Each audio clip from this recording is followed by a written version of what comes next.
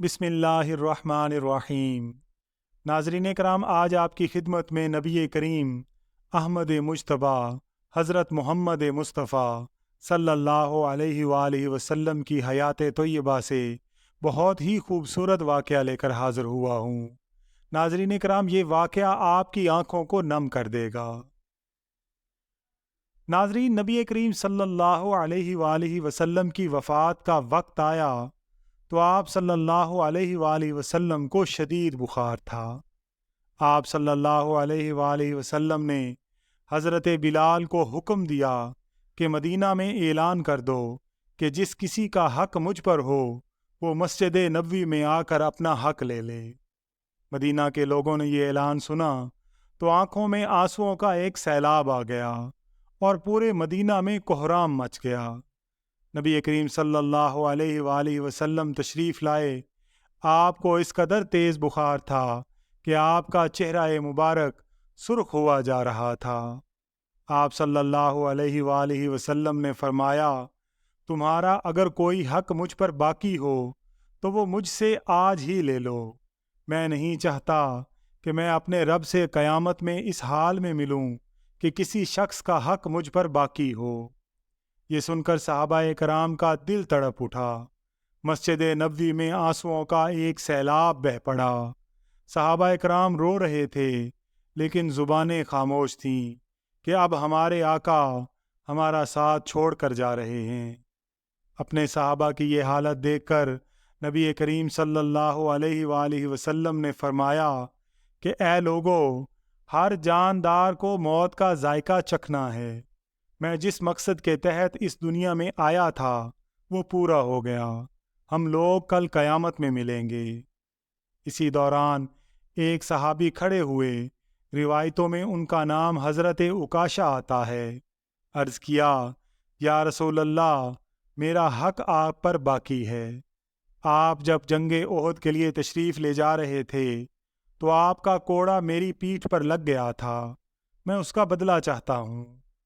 یہ سن کر حضرت عمر رضی اللہ تعالیٰ عنہ کھڑے ہو گئے اور کہا، کیا تم اللہ کے رسول سے بدلہ لوگے؟ کیا تم دیکھتے نہیں کہ آپ صلی اللہ علیہ وآلہ وسلم کو بخار ہے؟ اگر بدلہ لینا ہی چاہتے ہو تو مجھے کوڑا مار لو، لیکن حضور صلی اللہ علیہ وآلہ وسلم سے بدلہ نہ لو۔ یہ سن کر آپ صلی اللہ علیہ وآلہ وسلم نے فرمایا، اے عمر، اسے بدلہ لینے دو، اس کا حق ہے۔ اگر میں نے اس کا حق ادا نہ کیا تو اللہ کی بارگاہ میں کیا منہ دکھاؤں گا؟ اس لیے مجھے اس کا حق ادا کرنے دو۔ اس کے بعد آپ صلی اللہ علیہ وآلہ وسلم نے کوڑا منگوایا اور حضرت عکاشہ کو دیا اور کہا کہ تم مجھے کوڑا مار کر اپنا بدلہ لے لو۔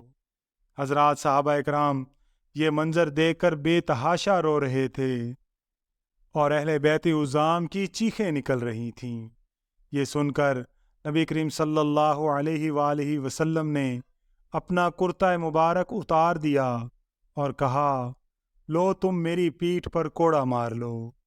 حضرت عکاشہ نے جب اللہ کے رسول صلی اللہ علیہ وآلہ وسلم کی مبارک پیٹھ کو دیکھا تو کوڑا چھوڑ کر جلدی سے آپ صلی اللہ علیہ وآلہ وسلم کی مبارک پیٹھ پر موجود مہر نبوت کو چوم لیا اور کہا، یا رسول اللہ، فداک ابی و امی، میری کیا مجال ہے کہ میں آپ کو کوڑا ماروں؟